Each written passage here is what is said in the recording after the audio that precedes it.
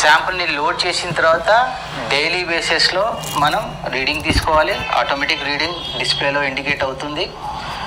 Positive అయిన samples కానివ్వండి, contamination ఉన్న శాంపుల్స్ ఇండికేషన్ చేసిన తర్వాత అన్లోడ్ చేయాలి. అన్లోడ్ చేసిన శాంపుల్స్ని ఐడెంటిఫికేషన్ చేసుకోవాలి. ఐడెంటిఫికేషన్ చేసిన తర్వాత యాంటీబయాటిక్ సెన్సిటివ్ టెస్టింగ్కి వెళ్ళాలి. 4 స్టెప్, సింపుల్ 4 స్టెప్స్లో. ఓకే, సో ఇక్కడ ఈ బ్యాక్టెక్ సిస్టమ్స్ కానివ్వండి, మనకు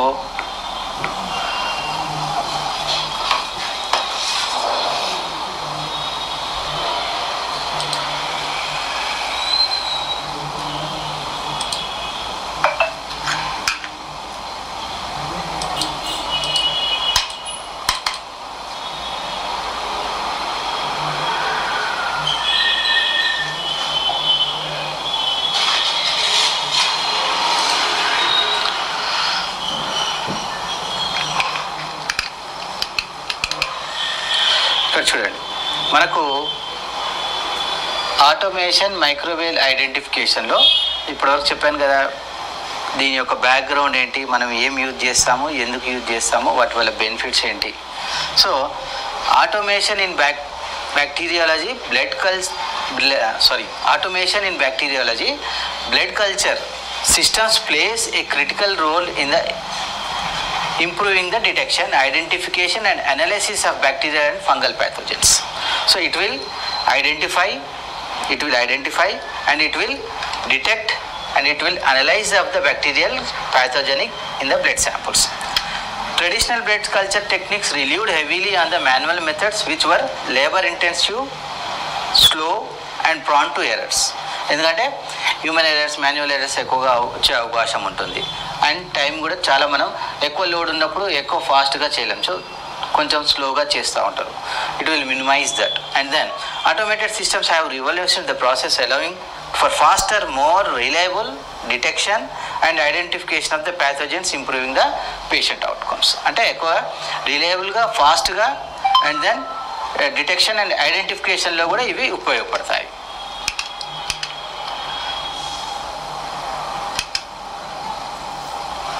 సో చెప్పాను కదా బ్యాక్టెక్ సిస్టమ్, ఇందాక మీకు చెప్పాను కదా బ్యాక్టెక్ సిస్టమ్. ఈ బ్యాక్టెక్ సిస్టమ్ మీకు ఇందాక నేను పిక్చర్ కూడా చూపించాను. సో ఇందులో ఏంటంటే, so what is the basic principle, ఏ ప్రిన్సిపల్గా బ్యాక్టెక్ సిస్టమ్, దీన్ని బీడీ అంటాం, బ్యాక్టెన్ అండ్ డిక్సన్. ప్రిన్సిపల్ వచ్చేసి ఈ బ్యాక్టెక్ మిజిట్ ఇన్స్ట్రుమెంట్లో ఫ్లోరోమెట్రిక్ సెన్సార్ ఉంటుంది. ఫ్లోరోసెన్స్ రీడింగ్ ఇందాక చెప్పానుగా, అవర్లీ బేసిస్లో ఫ్లోరోసెన్స్ రీడింగ్ తీసుకుంటుంది. మరి ఈ ఫ్లోరోసెన్స్ రీడింగ్ ఎలా తీసుకుంటుంది, అందులో హౌ ఇట్ విల్ డిటెక్ట్స్ అంటే, ఎప్పుడైతే బ్యాక్టీరియా, ఏరోబిక్ బ్యాక్టీరియా ఉన్నప్పుడు ఆక్సిజన్ని కన్జ్యూమ్ చేస్తుందో కార్బన్ డైఆక్సైడ్ని రిలీజ్ చేస్తుంది.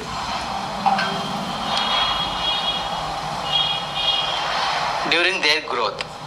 అప్పుడు ఈ కార్బన్ డైఆక్సైడ్ లెవెల్స్ని, ఏదైతే కార్బన్ డైఆక్సైడ్ లెవెల్స్ని రైజ్, ఆ సిస్టమ్ గుర్తుపట్టేస్తుంది మైక్రోబియల్ గ్రోత్ని.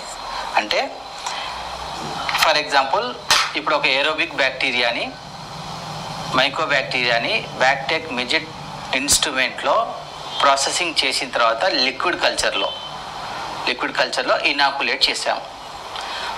సో ఏంటి, మైక్రోబ్యాక్టీరియా డిటెక్ట్ చేయటానికి, మైక్రోబ్యాక్టీరియా స్పీసీస్ని ఐడెంటిఫై చేయడానికి లిక్విడ్ కల్చర్లో శాంపుల్, అంటే మనం ప్రాసెసింగ్ చేసినటువంటి శాంపుల్ ఉంటుందిగా, ఏదైతే ఇచ్చినటువంటి స్పెసిమెన్ ఉంటుందో ప్రాసెస్ చేసిన తర్వాత ఈ లిక్విడ్ కల్చర్ బాటిల్ ఉంటుంది, Middlebrook 7H9 medium.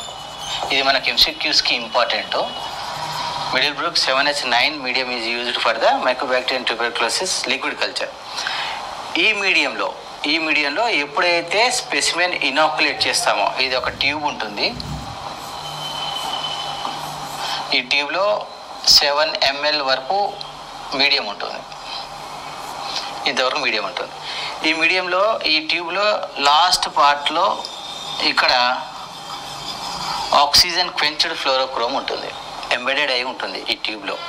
So ఈ పైన అంతా కూడా 7 ml మీడియం ఉంటుంది, ట్రాన్స్పరెంట్గా ఉంటుంది.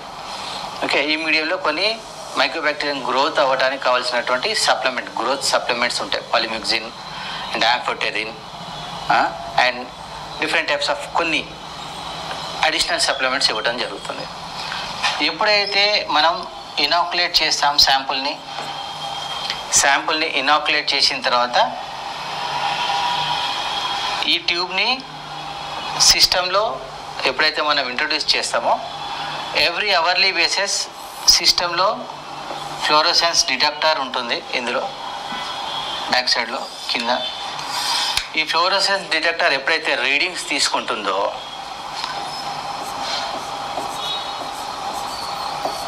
ఇందులో ఆక్సిజన్ అనేది క్వెంచ్ అయి ఉంటుంది. Oxygen quenched fluorogram. ఈ ఆక్సిజన్ని ఎప్పుడైతే ఈ ట్యూబ్లో ఉన్నటువంటి బ్యాక్టీరియా ఉంటుంది కదా, ఒకవేళ మైక్రోబ్యాక్టీరియం ప్రజెంట్ ఉండి ఈ బ్యాక్టీరియా దీని యొక్క ఏరోబిక్ కాబట్టి it will utilise the oxygen present in it. ఇక్కడ ఆక్సిజన్ రిలీజ్ అయినప్పుడు అండ్ కార్బన్ డైఆక్సైడ్ ఎప్పుడైతే ఏరోబిక్ బ్యాక్టీరియా నుంచి ప్రొడ్యూస్ చేసినప్పుడు వాటి యొక్క ఇంటెన్సిటీని ఈ ఫ్లోరోసెన్స్ మెజర్ చేస్తుంది. Based on the intensity measurement, fluorescent measurement ద్వారా దాన్ని బ్యాక్టీరియల్ కాలనీస్కి కన్వర్ట్ చేసి మనకు ఈ ట్యూబ్లో ఇంత బ్యాక్టీరియల్ గ్రోత్ ఉంది అని ఇండికేషన్స్ ఇచ్చే అవకాశం ఉంటుంది. So nothing but that is the reading. So అట్లా ఈ బ్యాక్టీరియల్ కల్చర్స్ ఏవైతే మనం యూటిలైజ్ చేసేటటువంటి బ్యాక్టీరియల్ కల్చర్స్ ప్రిన్సిపల్ ఏంటంటే it will detect the growth based on the fluorometric sensor. ఇది ఇంపార్టెంట్. ఓవరాల్గా ప్రిన్సిపల్లో ఇంపార్టెంట్ ఏంటంటే based on the fluorometric sensor. ఎంసీక్యూస్లో ఇంపార్టెంట్ మనకి. BACTEC instrument based on which principle, fluorometric ప్రిన్సిపలా, క్యాలరోమెట్రిక్ ప్రిన్సిపలా లేదా క్రోమటోగ్రఫీ ప్రిన్సిపలా అని క్వశ్చన్ అడుగుతారు. సో అప్పుడు మనం ఏం చేయాలి? Based on fluorometric sensor it will gives the result. So వీటికి సంబంధించినటువంటి MCQs unit wise, topic wise మనకి సిలబస్ కంప్లీట్ అయిపోయిన తర్వాత యూనిట్ వైజ్ అన్నీ కూడా ఎంసీక్యూస్ అనాలిసిస్ చేద్దాము. ప్రతి ఒక్క సబ్జెక్ట్ నుంచి మీకు నేను పేపర్స్ కూడా ఇస్తాను, మనకు కేస్ పేపర్స్ అండ్ టెస్ట్ కూడా కండక్ట్ చేద్దాము. సో ఇదేంటంటే బేసిక్గా మీకు ప్రిన్సిపల్ అర్థం అవడానికి. So this is the fluorometric sensor ద్వారా రీడింగ్ తీసుకొని వాటిని కాలనీస్గా కన్వర్ట్ చేసి మనకు రిజల్ట్ ఇస్తుంది. సో దాన్ని బేస్ చేసుకొని మనం ఈ ట్యూబ్లో బ్యాసిలే గ్రో అయింది అందుకని పాజిటివ్ ఇచ్చిందని అప్పుడు దాన్ని అన్లోడ్ చేసిన తర్వాత మళ్ళీ ఆ యొక్క గ్రోత్ని మనం ఐడెంటిఫికేషన్ టెస్ట్ చేస్తాం. ఐడెంటిఫికేషన్ టెస్ట్ చేసిన తర్వాత అప్పుడు then we will go for the AST, antibiotic sensitive టెస్ట్లకు చేస్తాం. So this is the one main reason for this.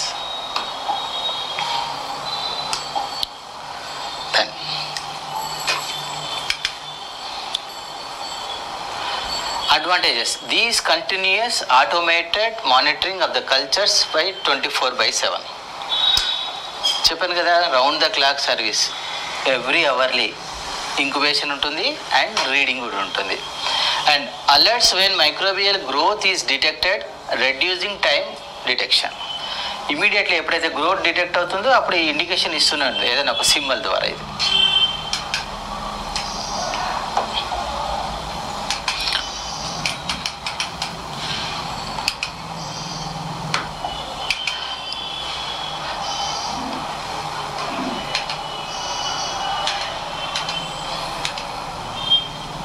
then high sensitivity and specificity.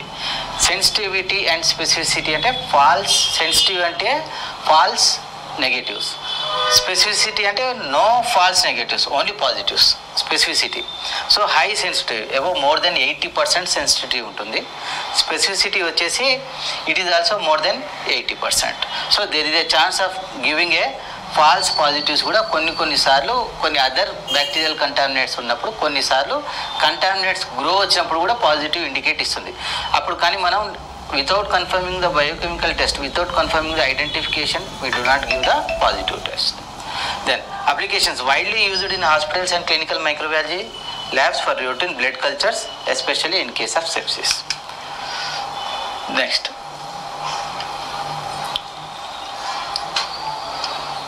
ఇప్పుడు బ్లడ్ కల్చర్స్లోకి వద్దాం. బ్లడ్ కల్చర్స్ బాడీస్లో క్యాలరోమెట్రిక్ సెన్సార్, బీడీస్, అదర్ ఇది డిఫరెంట్ ఇన్స్ట్రుమెంట్. ఇంకొకటి liquid కల్చర్లో కాకుండా బ్లడ్ కల్చర్స్కి బ్రాత్ కల్చర్స్ యూజ్ చేస్తాం. 7H9 మిడిల్ బ్రూక్ మీడియం అయితేనేమో మైక్రోబ్యాక్టీరియాకి అయితేనేమో బ్యాక్టెక్ ఇన్స్ట్రుమెంట్. ఏదైతే ఈ బ్లడ్ కల్చర్స్కి యూజ్ చేస్తామో వీటికి ఏంటంటే క్యాలరోమెట్రిక్ సెన్సార్ ద్వారా ఇక్కడ రిజల్ట్ ప్రిన్సిపల్ ఉంటుంది. క్యాలరోమెట్రిక్ సెన్సార్ ఇది. ఓకే, ప్రిన్సిపల్ ఏంటి? బ్యాక్టెక్ ఇది బ్లడ్ కల్చర్స్కి క్యాలరోమెట్రిక్ డిటెక్షన్ ఉంటుంది. Calorimetric detection measures of the carbon dioxide levels produced by the microorganisms and the production of the carbon CO2 results in a color change that is detected by the instrument. Color change మనం జనరల్గా క్యాలరోమెట్రిక్లో మనం. Next one rapid nucleic acid based systems. Rapid nucleic acid based systems. ఈ rapid nucleic acid based systems is nothing but it's based on polymerase chain reaction, PCR. Molecular techniques like PCR, polymerase chain reaction, and have been automated for the rapid pathogen detection directly from blood cultures even before the culture grows. So ఈ rapid molecular టెక్నిక్స్లో మనకు based on the PCR, polymerise chain reaction ద్వారా డైరెక్ట్గా మనకు blood cultures నుంచి identify చేయడానికి ఈ rapid techniques use అవుతాయి. అలాగే ఈ ర్యాపిడ్ టెక్నిక్స్కి ఉన్నటువంటి ఎగ్జాంపుల్ వచ్చేసి సిబినాట్ ఒకటి మనకు మైక్రోబ్యాక్టీరియాలో యూజ్ చేసేటటువంటి ఎక్విప్మెంట్ ఉంది. Cartridge based nucleic acid amplification test. So this is also based on the PCR, polymerase chain reaction, and it will detects, identifies, and it will gives the drug resistant pattern for the Mycobacterium tuberculosis. Basically, two genes will be identified in the nucleic acid, automated nucleic acid system. So in that Mycobacterium, it will detect the rifampicin drug, whether it is resistance or not. And in next slide we will see in detail about what is about the CBNAT, what are the nucleic acid, different types of the systems, PCR amplification systems are there, what are the tests to be done in the PCR systems, and how the identification technique is there in the PCR system, how the reporting system, what is the interpretation of the results, and how the results should be communicated to the patients, and these details will be seen in the next class. Filters use chesanga color change. So this is also one of the important MCQ మనకు బ్యాక్టెక్ వీడియోలో. Colour change దేని ద్వారా use చేస్తాం? Colour change ఎప్పుడైతే growth ఉంటుందో అప్పుడు carbon dioxide release అయినప్పుడు అక్కడ ఉన్నటువంటి మీడియా కలర్ చేంజ్ అవుతుంది.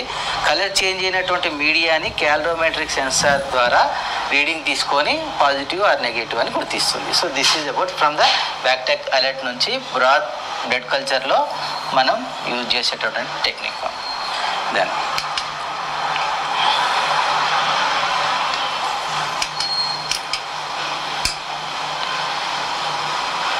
what are the advantages of this automated techniques? It detects a wide range of aerobic and anaerobic and fastidious organisms. Organism యొక్క growth ఫాస్ట్గా రావడానికి ఎన్హాన్స్ చేస్తుంది. And it's a real time detection with minimal manual intervention. అంటే once ఒక్కసారి మనం శాంపుల్ని process చేసి ఆ మిషన్లో లోడ్ చేసినామంటే then automatically within 24 hours to 48 hours it will take the reading and it will give the detection whether it is a positive or negative, and it can identify slow growing organisms more effectively. It can identify the slow growing organisms more effectively.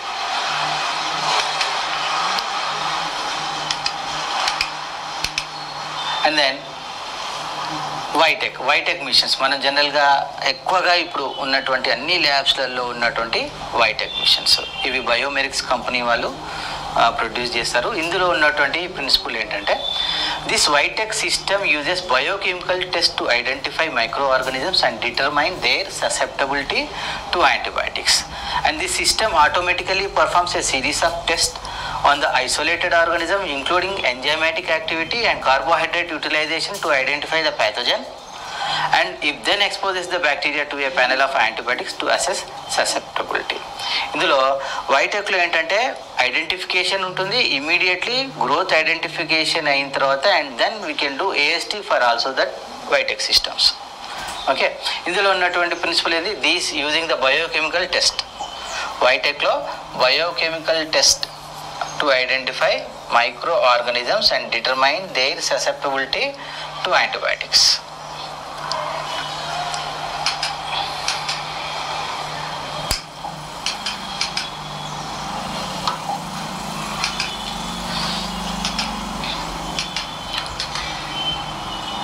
And third one is Phoenix system.